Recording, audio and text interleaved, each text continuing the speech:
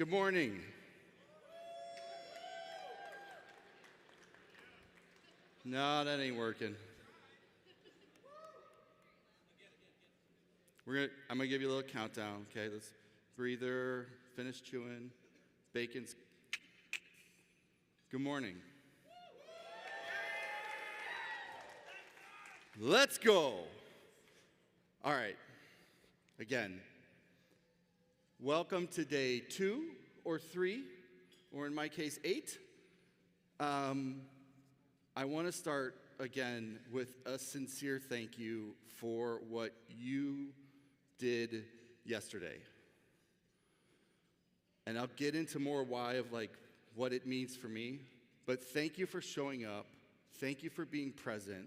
Thank you for dealing with, scheduled mishaps and all that. Just thank you for being here and being you, because you all are awesome. So, big round of applause. I think it's amazing. It's an amazing example of what we can do together. And it's just getting started.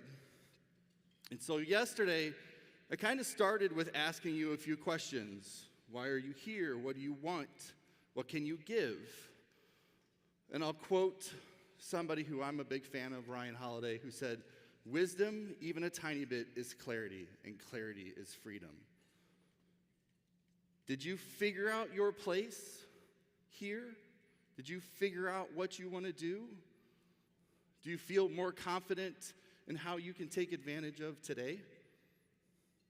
Yes? No? Damn, that went so much better in rehearsal. All right, I'm just going to assume that we're all a little tired because game night last night was absolutely incredible. And let's give a round of applause to the people who brought the games. There were 3 or 4 families that brought board games, the cornhole tournament, the nerds tournament, the Team 2052 with the robots. I'm missing the Lily with the escape room, trivia. What was that? Painting, yes, painting canvases. But I want to start today addressing somebody we call Marty. Has anybody seen Marty before? Please, he's on the website. It's in the hero image. I'm going to have to redo that design. Yay, Marty. Marty needs a makeover. Unfortunately, let me read you something that I found last night. And I need to address it with everybody because I think it's kind of serious. Robo-Clark. Clark's cell turns out to be a robot. He is infected with a virus that will turn him into a Terminator that will not only talk everyone to sleep, but then explode in 1 hour, taking out the entire Wisconsin Dells area. You are tasked with solving puzzles to thwart the virus, cure Clark, save the greater Dells area, learning a bit about Clark in the process. I don't know who wrote this game, but I really want to play it. So I'm going to start with building off of what Tejas said yesterday about how the dots connect, and I'm going to tell you a little bit about me. About 2 weeks ago, maybe a month ago, that's about what things look like. And it's okay. I got a haircut, even though I'm wearing a hat. Things get stressful. I get burned out. I genuinely, a few weeks ago, didn't know if I could stand up here and do this. And it hurts to say that because we put so much time into something like this, and then I start to feel like an imposter. Why, what, how, what can we do? My career started by me being interviewed at an insurance company, and the assistant vice president at the time had said, "Well, what do you want to do?" Now, I was interviewing for a job as a tester, if you will, on this little project called the Year 2000, because there was a bug. And I told the vice president that there was no way in hell I wanted to code. I didn't want to do any of that. Do not sit me in front of a computer. I don't want to do that. He's like, you're interviewing for a testing job. Cool. No clue even what that meant. So I got the job. And about 2 or 3 weeks into the job, I realized, all they wanted was a monkey to sit there and like punch buttons because we had to like make these test cases that were going to run through the system and buy insurance and all this stuff. So what does entrepreneurial Clark do? He said, hey, there was that code thing that I kind of learned. Why don't I just make that dumb little box, make these test cases, and I'll just sit at work and like hit enter all day long. So that's what I did. I wrote a little program that generated thousands upon thousands of test cases. And like any good 23-year-old, I used my information. So Clarksville got entered into the all-state testing system about 45,000 times. And whatever, the test cases were gone. Everything was cool. And then one day, this cart with, and this is back in the 90s. I know I look younger, but this cart comes and it's full of crates and boxes. What the? This is one big inter-office mail I just got. I open up the box. I open up the envelope. I pull out a check from the service center for $162,000. I was like, that's one hell of a bonus. I open the next one, I open it, 50,000, 75,000. And I realized how I really screwed up. So I grabbed some envelopes in the cases and I walked into the vice president's office and I said, I think with all due respect, I think I screwed up. This is, what do you mean? I said, I got about a $2 million bonus today sitting at my desk of nothing but checks written to me from Allstate, from where the test cases had either worked or didn't work. But they're all addressed to me, and I'm poor. And I need to give you this really quickly because I've been eating green beans and free Domino's pizza. And he's like, he just laughs. And he said, yeah, we're going to take that and we're going to put it in a shipping container for retention purposes, and let's not use your name anymore. I said, noted. I didn't take any of those checks, although I really wanted to. But that kind of kicked off this journey through tech to where there were many times where I just didn't feel like I belonged. And last night I had a conversation with somebody who, we were in here till almost 1 a.m. talking about different ebbs and flows through life, different places where the dots connected, different experiences that have been had, personal reasons as to why I might start this, personal reasons to why you might be here. From the projects to where I've worked 72-hour shifts, to the projects that were great and we saved people's lives, to Marty, and the fact that somebody out there thinks kind enough to make a robot game that's got my name in it. And so I say all that because when I came here, I was deflated. And within a few days of just being around everybody and the energies and laying in or leaning in, I got refilled. Now I'm tired, but I got refilled. And I hope that you all experience a bit of that too, because I really do mean it when I say that I think that this conference, that conference, and I hope a bunch of other conferences and communities out there too, are more than just our time together, but it's those conversations, those relationships, all of that which refuels us to go be the best version of ourselves and to remember why we come in here and, like Tejas, figures out I can do a thing by punching some keys and go change the world. Because it's a pretty cool gift.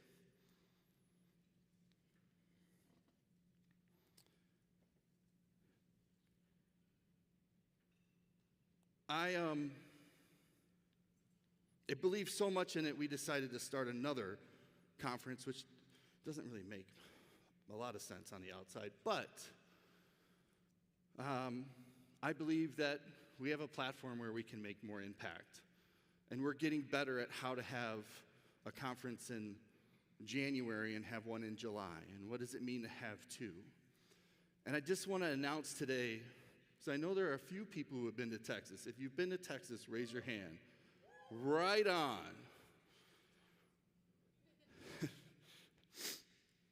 So today I want to just kind of officially announce, share with you, share with the folks online, that because of how the dots have connected, they led me to some amazing people and humans that have keynoted Texas.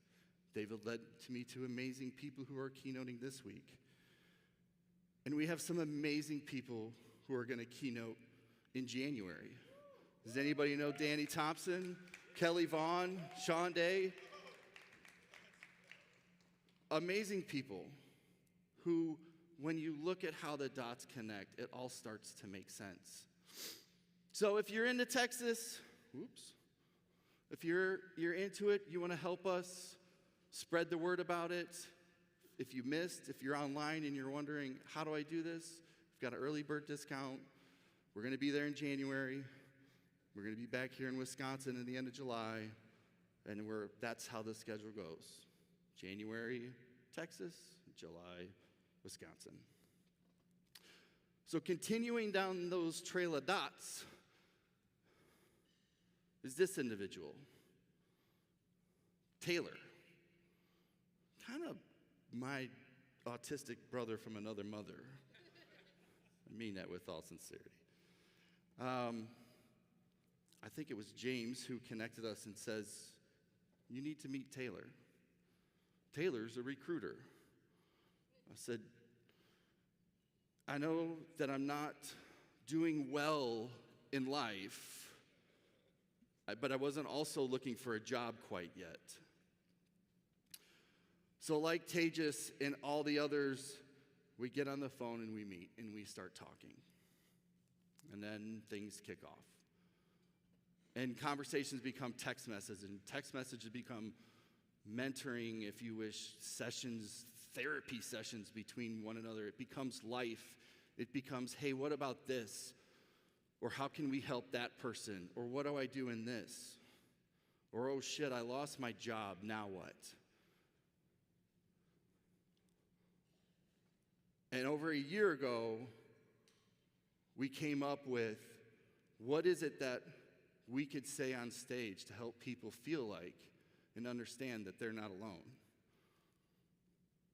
Just like I started and came here and was a little deflated and unsure about myself, it was all of you that helped lift me so that I could be here. Because we go back home and we get kind of locked up inside, and maybe there's a text message back and forth. And if you live deep in the Midwest, what does a man say when you ask him how he's doing? What's the universal answer? Fine. I can tell you, if a man says he's fine, he's lying. It's just, don't ask me about what else is there. So Taylor and I have had a numerous amount of conversations, and I could just not be more humbled to have him and this journey of keynotes take the stage. So with that, let's welcome Taylor Dessen.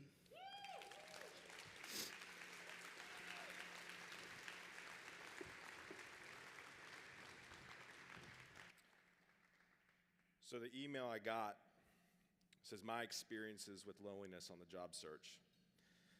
One bullet point reads, there's going to be an amount of anxiety and loneliness about interviewing that can't really be helped. Got to go cold shower style with it and jump in. But outside of those interviews, my network has helped fill the void and made that shock more manageable. Not hearing back from recruiters, hiring managers, and people on LinkedIn is very isolating, especially after an interview. It sucks. I feel like I was in a vacuum until I started regularly attending meetups, live streams, and conferences. I just added the conferences because we're at one. Having this network has minimized what type of anxiety I have to manageable levels. Another email I got about being alone. Hey Taylor, hope this email finds you well. I find myself feeling alone more these days, even though I have so many people around. To be honest, there are times I feel better that way. It gives me time to see and feel me. However, at the end of 22, I was let go from my very first developer job, and that was a culture shock for me. Let me say imposter syndrome on crack kicked in. It took me a month to get over it, and at that point, I made a decision to take a break. I have someone to, it says, it is great to know I have someone to lean on who knows what you are going through. So pray for me as I seek to find a better fitting job. Another message I got on LinkedIn. Actually, this message came from the live show I did with JD, who's sitting next to me. I'm at work, so I'm wearing white painter clothes at the moment, but my new John Wayne Gacy t-shirt is getting delivered today. I don't know who that is. If anyone would like to talk metal and code, I'm here for it. I'm always afraid to flex my metal knowledge while venturing into tech, but I'm happy to see I am not alone. Another gentleman says, it's one of the reasons I got into the tech community. The willingness to collaborate is so vast. It truly lets you know that you are not alone. Another guy, for those of you who know Garth Henson in Raleigh. So he goes, I appreciate these days in the life post, Taylor. I just posted yesterday about feeling a bit down in the job search. There is some solace in realizing we're not alone. I need to do a better job of just going for a walk and stepping away throughout the day. Also, definitely happy to see I'm not the only one consuming far too many cups of coffee. So here's the deal. First off, my name is Taylor Dessen. I'm a recruiter. I will always be a recruiter, except I've kind of switched recently. I went from agency recruiter to now working at gun.io. Is anybody familiar with gun.io in here? Raise your hand. We're the freelance part-time platform. Cool, we got a lot of work to do. So my goal in this talk is to let people know you're not alone. One of the things that I've realized throughout my career of 12 years of helping people, guiding people through the job search, and even hiring managers figure out how to hire and scale their teams the best they possibly can, one thing I've realized for them is that they're alone. Some of the people that you idolize and look up to on Twitter that are here speaking, I have had multiple conversations with them that they are alone. So this is something we deal with.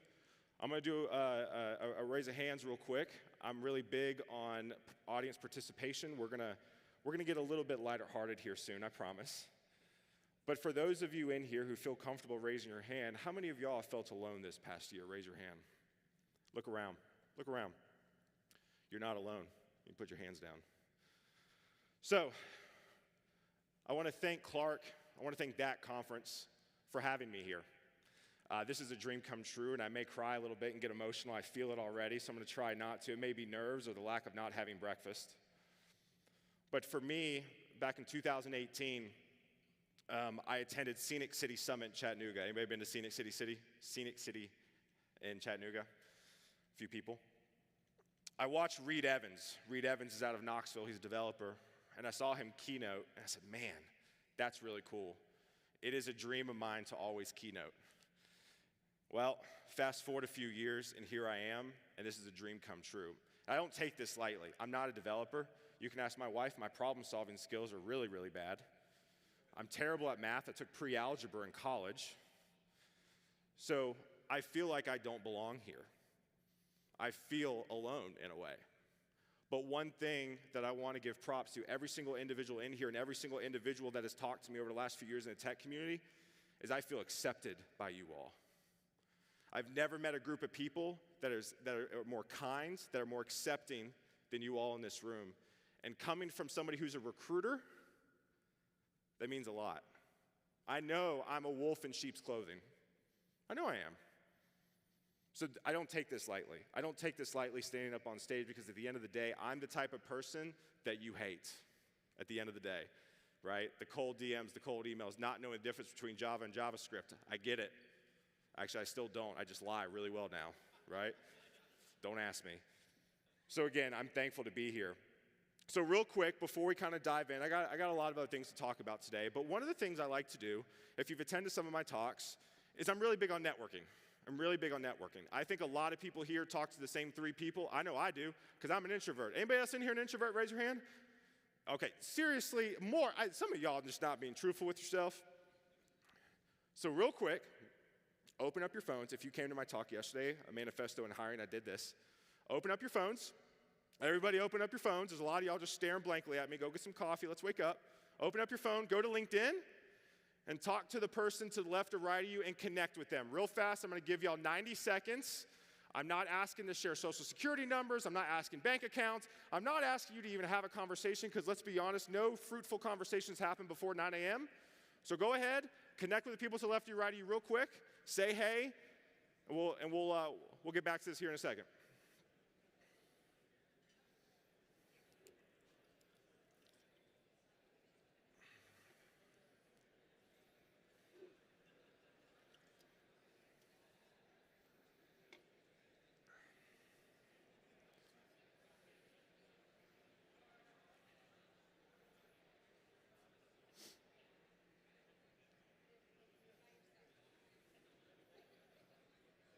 All right, we about done? A lot of talking. Hey, look, there's a lot of smiles going on. It's almost like y'all enjoy each other.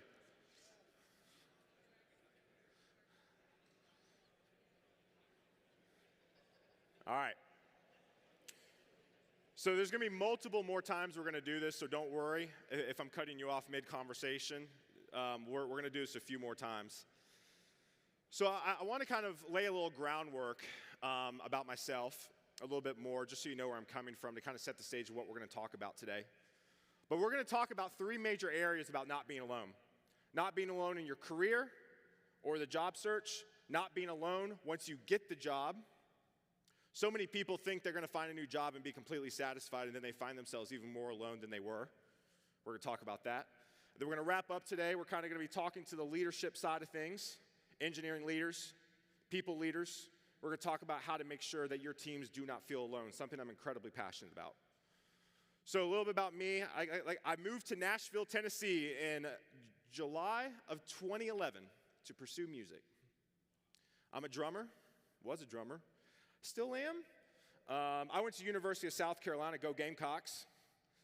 Any SEC football fans in here? Yep. All 2 of us. We're in Big Ten country right now, so I do realize I'm not the target audience. So I moved to Nashville to pursue music. Anybody else in here a musician? Guitar, drums, clarinet, flute, anything? No? Okay, a few of y'all. So I moved to Nashville. So I grew up in the restaurant industry. My dad ran the Outback Steakhouse in my hometown for 25 years. I still say this to this day, don't at me. Outback Steakhouse is the best chain restaurant there is with the bread. Don't at me. But don't eat the bloomin' onion. It'll tear your stomach up. So I moved to Nashville to play music and serve tables. And I thought I was going to make a killing because my dad, what I didn't realize is that in Nashville, nobody eats chain restaurants in Nashville.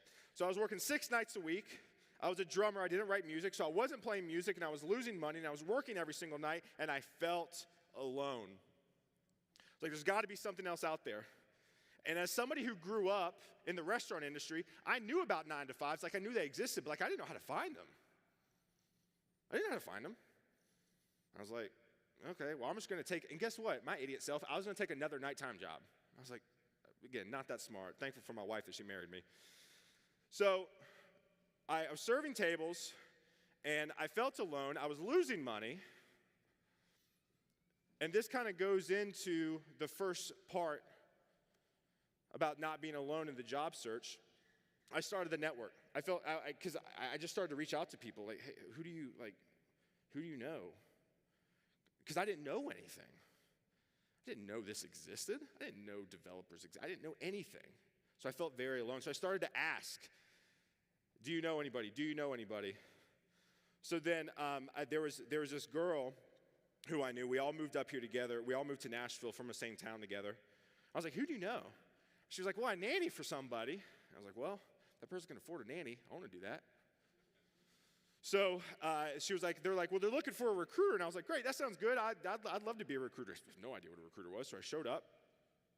A few days later, I got the job, and the rest is history. But one of the things that I see time and time again is we isolate ourselves when it comes to the job search. We close up, right? I can do this myself.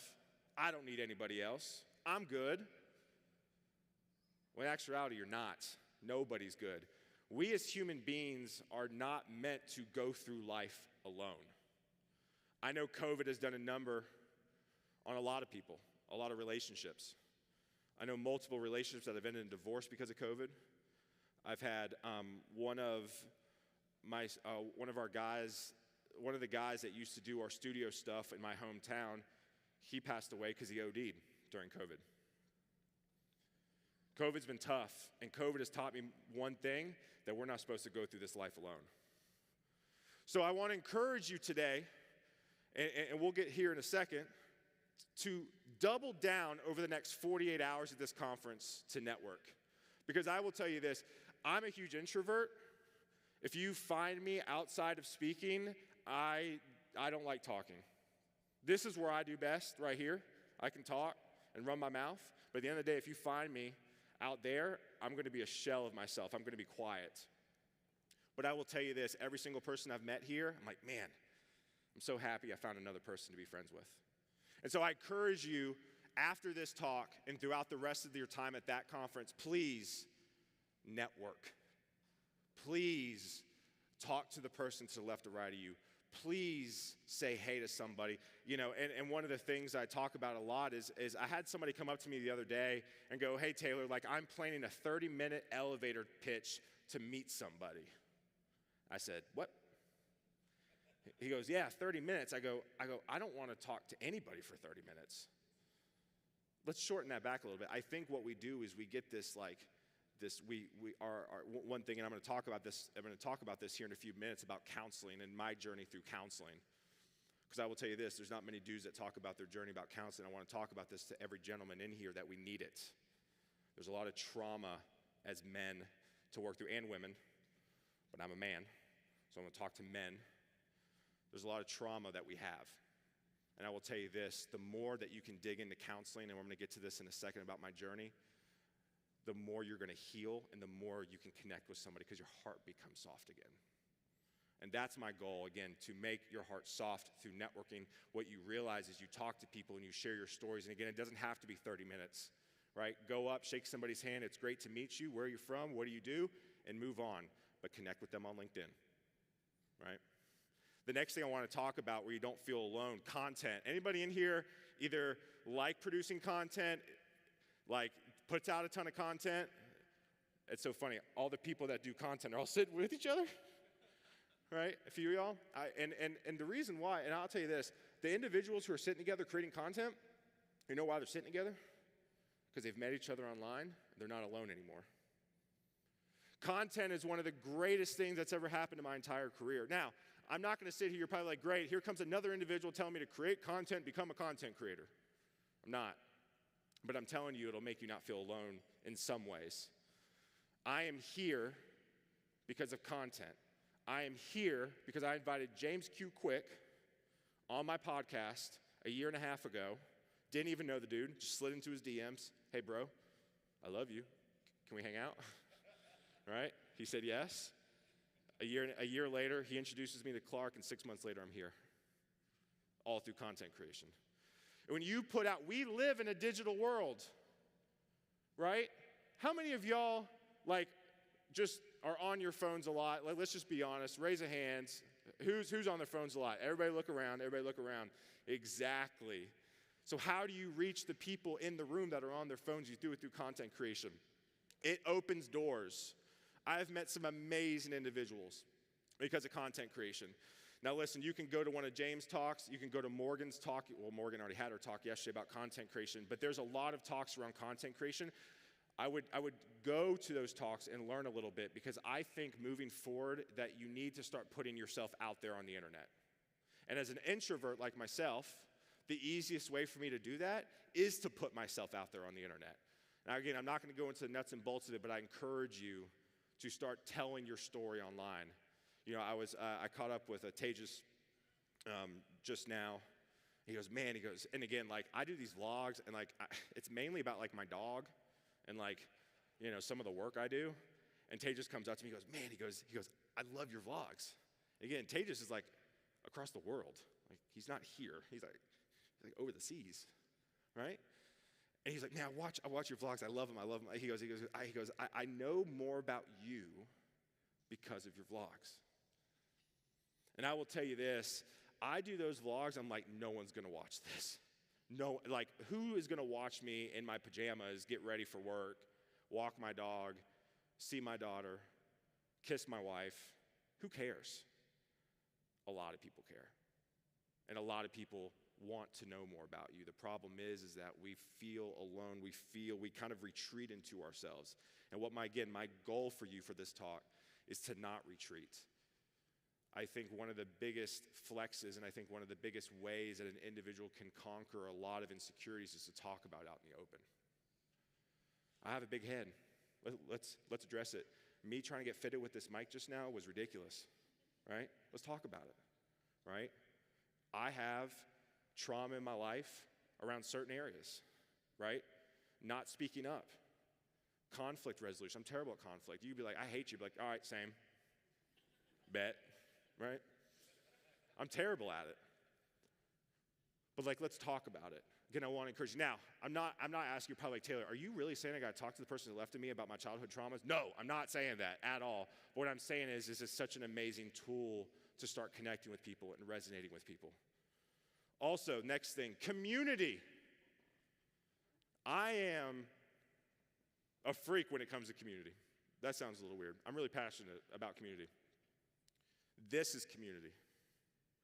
One thing I admire about Clark is his passion for people. Like, Clark and I've never met a man who cries more than me. I think Clark cries more than me. And I love that about him because I know his heart is soft. And you know why his heart is soft? It's because he pours into people. He hears their stories. He cares about every individual in this room. Like, Clark gives big dad vibes, right? I want to be like Clark when I grow up. You know what? Clark is fiercely, fiercely passionate about every single individual in here because community is where it's at. Right? Like I can't tell you enough the type of individuals I've met and become friends with because I've been to meetups and coffee chats through Discords. I mean, I'll tell you this, there's probably 1,600 Discord channels all in this room that you could join. I got one, James Quick's got one, Danny Thompson's got one, Becca's got one. We all got Discord channels. Join one. Who in here is a part of a Discord or Slack channel? Raise your hand. That conference has one. I'm sorry, Clark. That conference has one. Sorry, Clark. All that being said, I will tell you this, what I've seen as somebody in the market who's been very observant of like trends, especially when it comes to community, meetups have gone away. And I would tell you this, there's a lot of conferences that have gone away. And I'm going to say this, please keep supporting Clark. Please keep supporting that conference because I tell you what, it can go away like that. That was a terrible snap. That. I know so many conferences that have folded, that have not done stuff this year. This is not normal. This is not normal. I want you to know that. Like, if you've only been to that conference, like, this is one of the top conferences I've ever been to.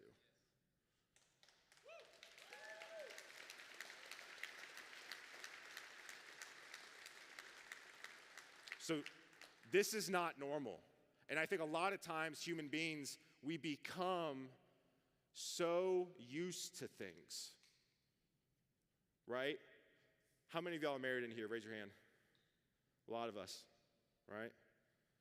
We can talk about that later, right? We can go through this life together, being married, all of us.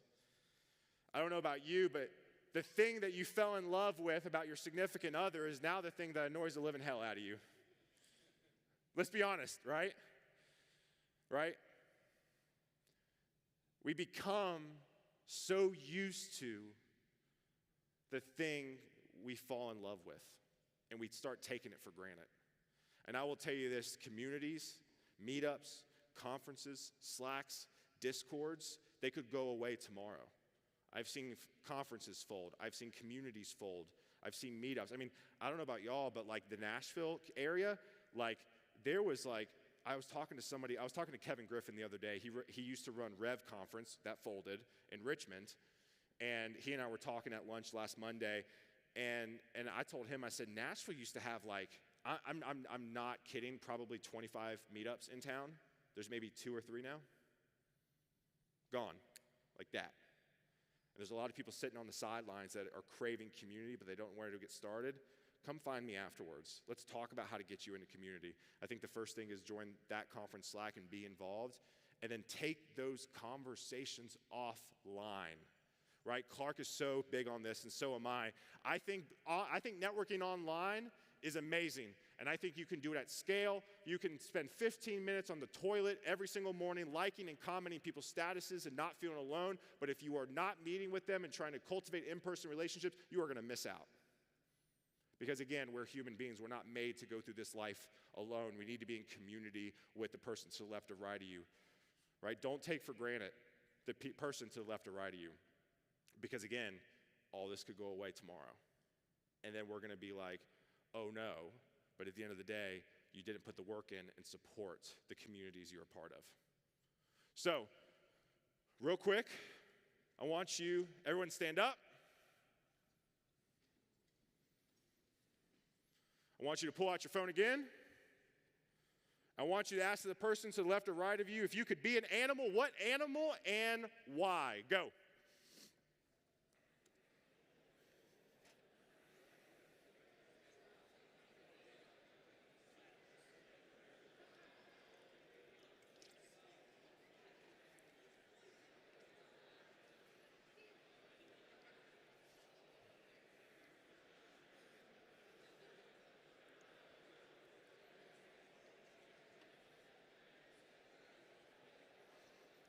Is it going good?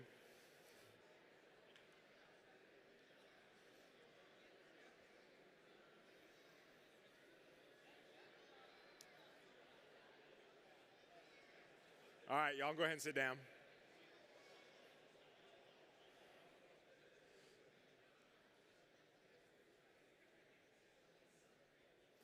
All right, real quick, does anybody want to share, let's just say this, anybody want to share like a really weird animal you want to be? Dinosaur. Which kind though, dude? Come on. All of them. Say what? I don't even know what that is. What is that?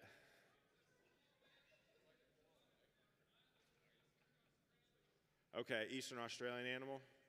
Probably meant to kill you, isn't it? Oh, it just smiles? Hell yeah, I want to be that animal. All right, so the next thing we're going to talk to you about not being alone in your job. How many people have taken a job and they think it's going to solve all life's problems, and then you're 6 to 9 months into it, and you're like, what have I done? Raise your hand. Look around. Everybody look around. You're not alone.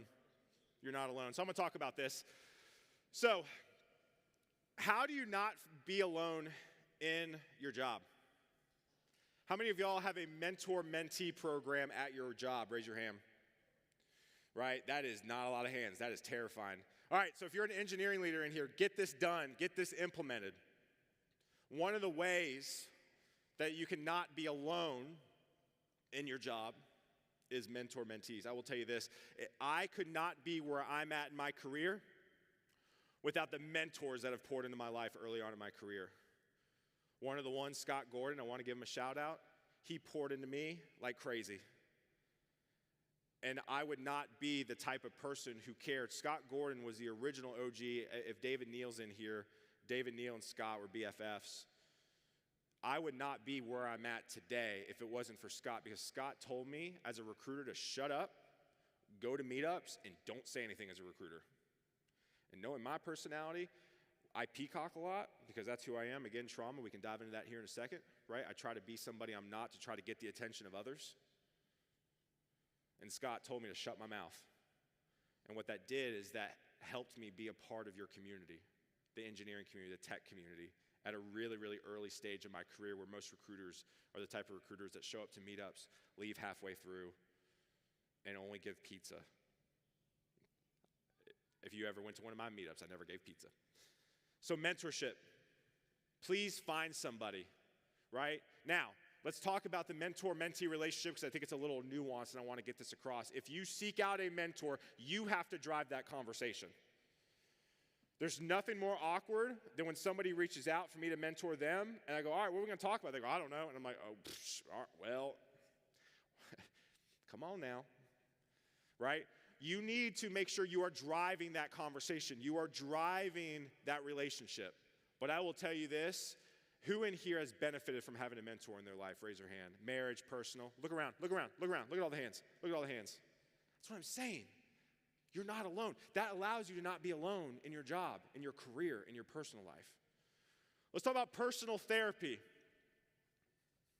Who in here goes to therapy? Raise your hand. It's not a lot of hands, y'all. Here's the deal. I'm going to tell a little story about me, about hitting depression for the first time in my entire life in 2018. Like I said, I'm an introvert. And one of the things that I never went to counseling. Counseling for me was always something that really messed up people went to. I wasn't messed up. I was good. I'm good. Floral shirts, vibing. We're good, right? 2018, I took a trip with my wife overseas. We came back, and the trip was amazing. It was awesome. Awesome. Love my wife. It's great. Exploring 2.5 weeks in New Zealand. By the way, that entire country is about to blow up just any minute. It's kind of crazy. Got back into town, and something snapped inside of me. I hated everything. I hated my wife. I was resentful towards her. I cried every single day. I didn't want to work. I didn't care about what I did anymore. I just didn't. And I didn't know what was going on. I didn't know what was going on. I mean, I felt broken. I felt alone. If anybody has gone through depression in here, it is awful. I don't know how to describe it other than like you feel like you're never going to be happy again. And so we were in marriage counseling. I'm a big fan of counseling and therapy and just talking about your feelings because like I said, there's a lot the human heart takes on that we're not aware of. It chips away. Chip, chip, chip, chip, right? 3 years later, you have a chipped away heart that is cold and hard. And then you act that way towards others, right? So that happened to me. So I went into counseling in 2018. I worked on myself a ton. Found a lot about myself that I never even knew. And it sucked. I cried a lot. I'll never forget going to Christmas. I went to my parents' house in South Carolina. I went to Christmas, and I remember just crying in the kitchen, and even talking about it now gets me emotional. And my mom was like, "What's wrong?" And I was like, "I feel broken, I feel alone." And I was like, man, I never want to feel this way again. And so I'm encouraging y'all today, if you are going through some stuff, please seek help. And when I say help, just go talk to somebody. You know what? If you're like, you know what, counselors are dumb. And listen, I've heard the argument, right? Counselors are dumb. It's a waste of money. They don't do anything. We just talk about the same thing over and over and over again. You know what? That may not be a bad thing. Because I've talked about sometimes the same topic 6 weeks in a row, and all of a sudden, the 7th week, I figured it out. So again, I encourage you, if you feel alone in your current state right now, please seek out counseling. It works. It has helped my heart. It has helped my marriage. It has helped me be a better dad. It has helped me be a better friend. But you know what? I'm nowhere near done. I actually have my counseling session this Friday at 10:30 a.m. for those of you wondering. One-on-ones with your manager. This kind of goes with mentorship in a little bit. Who in here has a one-on-one, like they meet consistently one-on-one, either weekly, monthly, whatever, like in your organization? All right, that's good. I like that. Love that. Right? This is a wonderful way. I actually have my one-on-one with my new boss this afternoon that I'm going to do. Right? It's so key. I think there's such a wonderful opportunity for you to feel connected with the individual who you're reporting to or you're working with, right? Also, too, let's be honest, people want to know how they're doing. right? People want to know where they stand within your organization. Am I doing a good job? Am I doing a poor job? How can I get better? People want it. If you're an engineering leader in this room, or even an individual who in your organization, there's no one-on-one, reach out to your manager. Managers, if there's no set parameters around one-on-ones, set something for yourself with your employees. Because I will tell you this, when somebody can go through a one-on-one session, they feel heard, they feel seen. And I will tell you this, that's one of the things that most people do not feel in life and in their job. And you as a manager could be that for that individual. I can't tell you the amount of times during my one-on-ones people have cried about where they are in their life. People have opened up to me about personal issues that I never would have thought they would have opened up to me about. And you know what? It's developed a tighter bond. All the people I used to work with, my team, we are still really, really good friends, and we still talk to this day.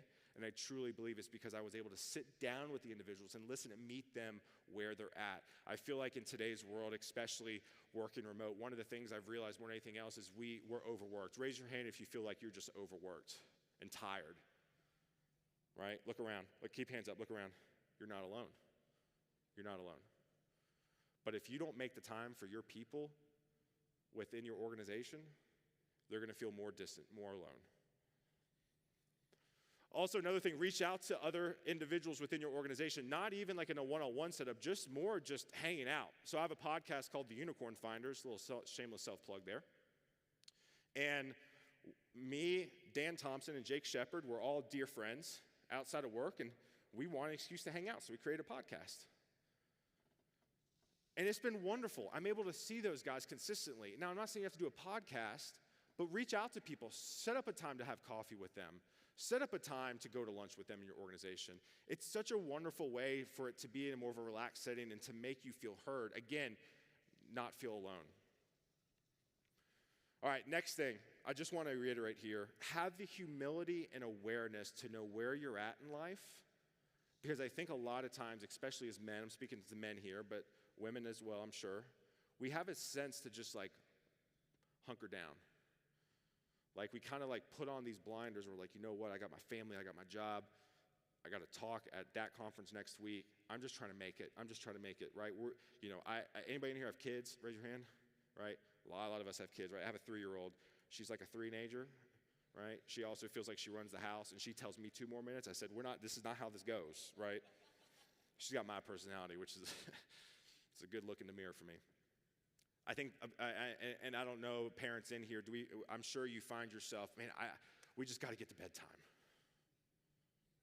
We just got to get to dinner. We just got to get through this event so we can get home, put the kids down. Right? There's so much beautifulness with having a kid, but I think a lot of times as parents, we kind of are like, if I can just kind of get to the next thing, get to the next thing, get to the next thing. Let's finish bedtime reading and get to the next thing. And we don't have the awareness to look up and be like, you know what, this isn't right. This isn't right. And we just kind of power through life alone. And then we look up after 5 years, and then we're going back to that hardened heart. Where we're just like, you know what? What happened? What happened? Last 5 years are gone.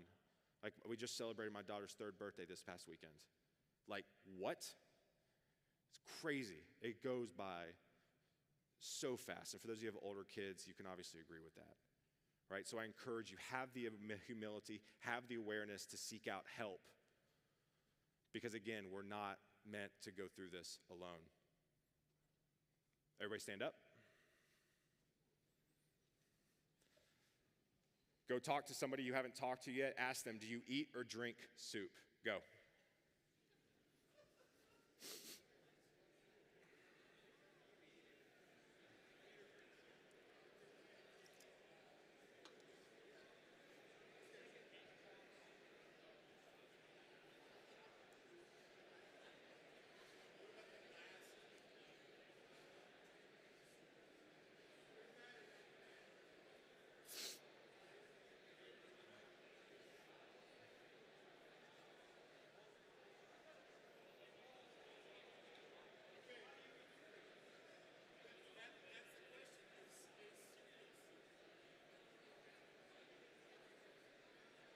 All right, there's some debates. I see a lot of hand waving right now. A lot of hand waving. Real quick. Who in here says, do you eat soup? Raise your hand. Holy cow, y'all are animals. Drink soup? Yeah, that's the better. Why are we less than that? Feel like you drink it, you don't eat it. Anyways, y'all sit down. By the way, I Googled yesterday random questions to ask people. That's where I got these from. So I was sitting on my balcony. I was like, what do I ask people? All right, y'all. This is kind of the last bullet point. Then we'll wrap up here, probably the next 6 hours or so. So, all right, you're not alone when it comes to hiring. How many in here have gone through the job search recently-ish, or just how many people have gone through the job search and felt alone? I feel like some of y'all aren't being truthful because that's not a lot of hands, right? I recently went through the job search. I was at the same company for 12 years. 12 years. It is terrifying to go out and find a job right now. I talked to a few individuals yesterday. I've been at their jobs for 25 years. Y'all, I get it. I get it. It's scary. You can feel very alone. And so what I want to talk to everybody right now is kind of about going through the interview process. I know we talked about that a little bit, but I want to talk about on the other side, about the leadership side, right? I don't want you to zone out on me for the individuals in here that aren't in leadership, because I think it still very much applies, right? Let's talk about culture. How are you building a culture that supports inclusivity where people do not feel alone? How do you do it? I think a lot of things I've already talked about. One-on-one, job descriptions. Anybody went to my talk yesterday, talked about job descriptions pretty much for like the whole time, right? Bringing an inclusive environment, making people feel heard. One of the things I hear time and time again is, I don't feel heard. I don't feel heard. I feel like they're not listening, right? Any spouses in here sometimes feel that way with their other spouse? You don't have to raise your hand. It's a trick. I know my wife tells me that, and she's right. I don't make her feel heard. I don't. I got to work on it. I'm always on my phone. Anybody else on their phone? Always? Yep. Just me? Cool. How are you building a culture within your organization where you don't make people feel alone? Make sure you feel inclusive, right? I think one of the things, again, as engineering leaders, where I've talked to time and time and time again, is I'm too busy, I'm too busy, I'm too busy, I'm too tired, I have too much going on, right? And you're just trying to survive, and you can't pour in to the people within your organization. We got to change that, right? People leave jobs because of managers, or whatever that saying is, right? We all know that saying. At the end of the day, people leave jobs because of the managers. And so what are you doing to promote that so people don't feel alone? You know, one of the things yesterday we talked about in my talk is, somebody said, people are the core of an organization. People are the core of your organization. So why are we not spending more time with our people? Why are we not spending more time and being more intentional during the interview process? We talked about giving feedback. I get it, HR, I get it. But again, there's ways to make people feel heard through the interview process. I've talked to so many developers over the last 12 years of recruiting and being in community with engineers. You know what everybody's told me? If a company offered me feedback, even if I got rejected, I would refer my friends to that company. Right? I see a lot of head nods there. I struck a chord there. Right? So again, you got to meet people where they're at. Right? Somebody could have a really bad day with interviewing. Right? How would you want to be treated if you had a bad day interviewing? You would probably want to feel heard. You would probably want to feel that that person knew you had a bad day and they heard you. But I think what happens is we get into these jobs that we have and we don't put ourselves into other people's shoes. And then we wonder why people leave our organization. Let me ask you this. Would you want to go through your interview steps right now? How would you feel going through your hiring process? How would you feel going through your onboarding process? All of that can make people feel very, very alone. Now, we'll figure it out. We got documentation somewhere. Go read it. Really? What if someone told you, go read it? How would you feel? Ugh, right? Hey, I tell you what, go reach out to that person. well, okay, cool, but like, can you make intros? Like, I don't know this person. Right? Again, how do you want to be treated? People feel alone, especially when they start a new job. So how are you building that culture? Leadership, again, we kind of go through the same thing. Again, ego, humility, right? Being aware. I talk to so many engineering leaders day in, day out on my podcast, Guidance Counselor 2.0, just for the record. Right? One of the things I constantly hear is leadership in tech is broken. It's broken. Because at the end of the day, none of us are perfect. So we have imperfect people leading imperfect people with an imperfect organization, right? It takes a lot of intentionality. It takes a lot of intentionality to change that. So again, I encourage you from a leadership perspective, and you don't even have to be, like, even if you're not a manager, you can still be a leader, right? I want to get through that people's heads right now, right? If you're an IC, I will tell you this. I tweeted this a while ago. I said, some of the best leaders on my team in the past have been like brand new because they come with fresh ideas. And because I try really hard to take on those ideas, because I will tell you this, sometimes the people who haven't been in the organization for a long time have a different filter on how you do things. And one of the reasons why I've been able to grow teams consistently throughout my career was because I really, really try to listen to the new people. I think a lot of times we're like, well, I'm gonna listen to the vets. Great, so the same people that have the same type of group think that you do? Again, what are we doing for the people who just started at the job? How are you leading them? How are you shepherding them to where they don't feel alone? Right, we talked about onboarding for a second, right? This is the biggest area, right? I-9s, W-2s, Social Security, bank account, routing number, all this data, learning the platform, learning the code base, reading documentation. A lot of it's like, you just go do it, go that way. Come talk to me when you need me. Really? Is that how you want to be talked to? Because I will tell you this, if you came up to me like, yeah, we'll talk later. Yeah. You'd be like, Jesus, I feel alone. I feel by myself. Right? Again, things to be mindful of. Last question, and then I'll close it out here. Stand up. What is your favorite deli meat? Ask the person next to you.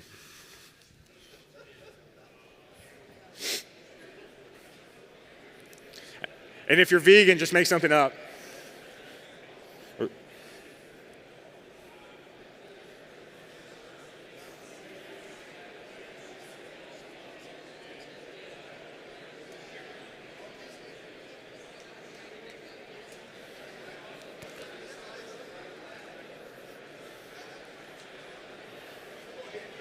All right, I see a lot of hands going. I see hands about layering. We're getting really serious about layering here. I see some like how to build a sandwich.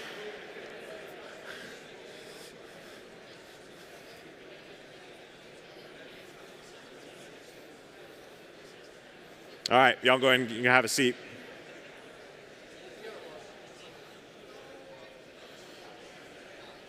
You want to have a seat. So I grew up Southern Baptist, and I'm going to be honest with you, some of the most awkward moments where the pastor goes, hey, turn to the left or right of you and tell them, say, hey, that terrifies me, so of course I made y'all do it. So, all right, y'all. So for the most part, that's it. I just want to encourage you all today as I wrap up that everybody in here feels alone in some way, shape, or form in some time in their life. That's one thing we all have in common. So if you can leave, my hope and prayer and wish for you all today is that you leave this group, this setting, and go out into the world and treat others the way you want to be treated, but also realize that everybody has their own battles. Everybody is struggling. Everybody feels alone either right now or has felt alone. And so what are you doing to give back to the community? What are you doing to connect? Because I will tell you this, going through the job search and going through your career can be very, very lonely. And my encouragement for you all in here today is that not that you don't feel alone ever again, but that you put the people and you put the tools around you to make sure that you help with that. Because what my prayer is for you all today is that you don't go through life with this chipped up heart, right? Where you start to become cold and hard and just looking for the next, just kind of going through life the next day, the next day, the next day. Because I don't want you to look up after 10 years of your career and be like, what happened? Why didn't I take advantage of this? It's because you felt alone and you closed off. So again, Clark, that conference, thank you so much for having me. This is a blessing. Thank you so much. Appreciate it.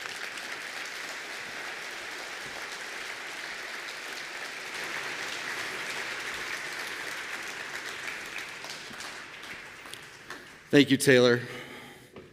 I just chased him off the stage. Get off. Okay, this is something that I was debating on doing, but since we have a little time and Taylor has gotten you all up and down, we are going to play a game. Now, I will be the first one to tell you that in any time in any corporate career setting that I've been, when somebody stood up and said, we're going to do a thing and it's team building, I was like, this is not where I belong. But since Taylor has warmed you up, does everybody know how to play rock, paper, scissors? We have to solve one debate quickly. Is it rock, paper, scissors, shoot? Yes? I agree with you, so that's how we're going to go. Here's how this goes. All of you are going to play rock, paper, scissors. You're going to stand up, and you're going to go to the person next to you, and you're going to go rock, paper, scissors, shoot. The loser becomes your cheerleader.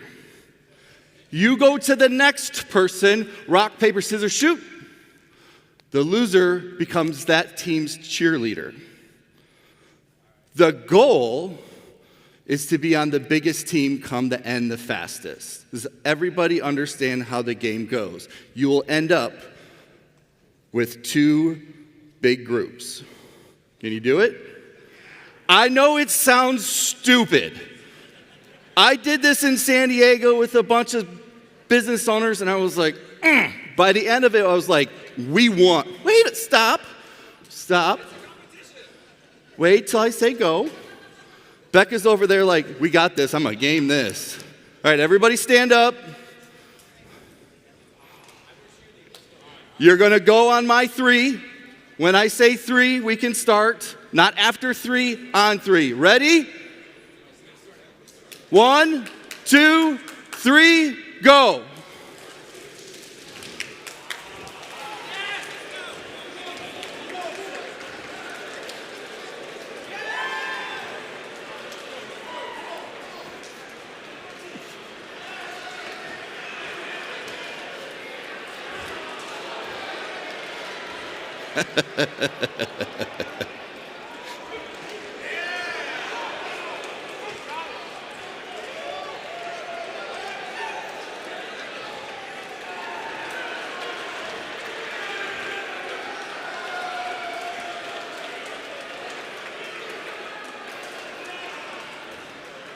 You got to keep going. Oh, we're getting a crowd.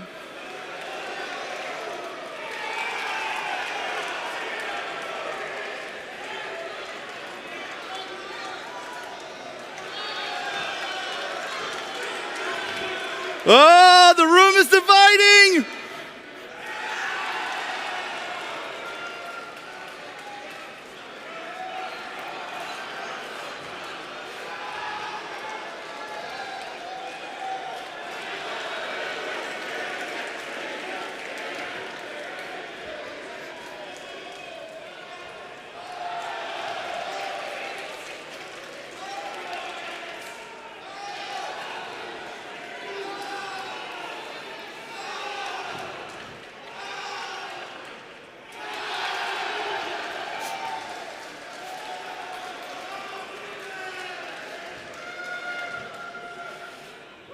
Let's go, there's still more.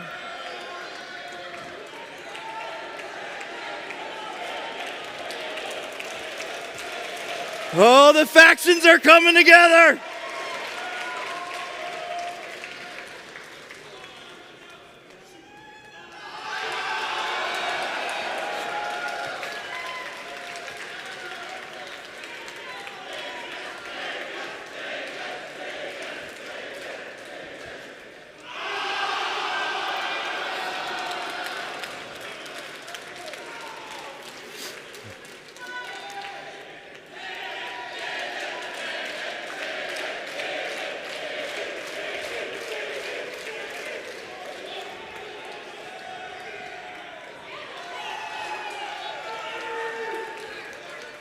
Will we do it? Me?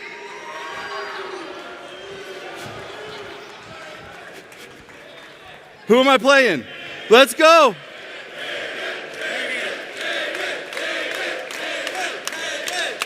Oh, hold on. It's getting a little intense. Ready? Rock, paper, scissors, shoot! Oh!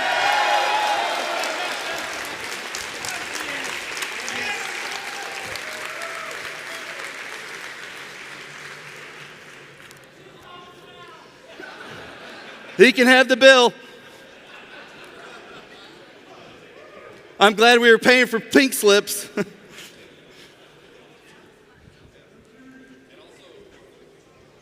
I know that seems like, when you start, it seems like the oddest of things to do. But as time goes, you're like, yes, I want to win this. And ironically, in the end, what do we become? One. We all came together. Thank you. Yesterday I mentioned we have a, come on, I played one game. What the hell do I do with this thing? I won't move. I mentioned we have a kind of inner circle, if you will, that we call the Campfire Crew. We all got together yesterday. If you want to support us, join us. You can hit that URL up there. Would love to have you. We also added this year a concession stand.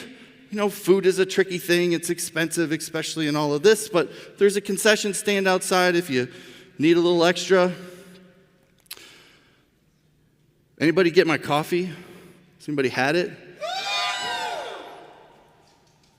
I'm going to need the rest of you to be in this, okay? If you'd like to support us in other ways, we've got some hats, some shirts, some coffee. Head over to the Ranger Station, get that. A few schedule updates for today. We opened open spaces yesterday. Keep filling the board. How many people went to an open space yesterday? Show of hands. Love it. Did you have a good time? Was it what you thought? Was it better? Okay, I got to figure out more questions to ask. How many people are going to put one up today? Right on. Did anybody put one up as a result of going to a session and going, oh, I want a little bit more on that? Or, oh, I thought about this. It's a great place after a session to go, hey, speaker, can we talk more about that? Go find a circle. Pig roast tonight. Woo! Anybody World Cup fans? Women's U.S. national team? It's my jam. I got 2 kids in soccer. We drive all over the place. I've spent more money on gallons of gas. All the miles on my truck are only to go to soccer matches. We're going to fire that up in here at 8 o'clock if you'd like to watch it. Water park tonight, you do need a badge. Otherwise, the people will not let you in. So make sure you bring your badge with you. Whatnot. If you want to watch us live, we've been up on stage.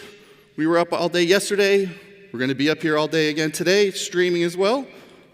So feel free to come on by. Had some great conversations. Spoke with Justin and with Fen yesterday. Beautiful conversations. Loved it. Loved where we went with it. Those are also up on YouTube, so don't feel like you need to be here. They're there for you to watch after as well. 3 o'clock. James Quick is going to take the stage for an hour. I want you to come up, give him 30 seconds of what you feel like being a developer at that is like, or just a developer in general. He wants to capture the stories, to tell and show an example as to what we are. So come on by, come up, get a quick little thing. Oh, 4 o'clock. I would love some testimonials. So if you would love to give us a testimonial that we can edit up, put on the website, put out in socials. You probably have seen some over the last few weeks from last year. Tegan was there. Who else did we get? Come on, who else did I showcase? No? We're going to have to get you all on socials. Second to last, let's give a huge round of applause for our sponsors. I got some wonderful feedback, and it happens every year where somebody says, oh, they're here and they care. Right, because the ones that don't, I don't let come. We say no to companies every year who are not a fit. And that's really hard to do when you need the money. But these folks are here because they care about the growth of this. They care about the growth of you. They care about the power of community. Yes, they're looking for people. They have product sales and whatnot too. But all together, we all connect through all of that. Please take some time and take the survey. Every table tent has that survey. QR code's there as well. It'll be up for a while. But before we go, I want to one last time extend a huge round of applause for Taylor. Where is he at? He left. Oh, there he is.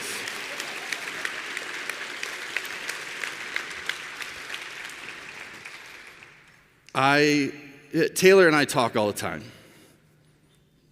right? A lot of text messages go back and forth, a lot of phone calls. He is not up here BSing when he tells you to lean in, step in, and talk to somebody.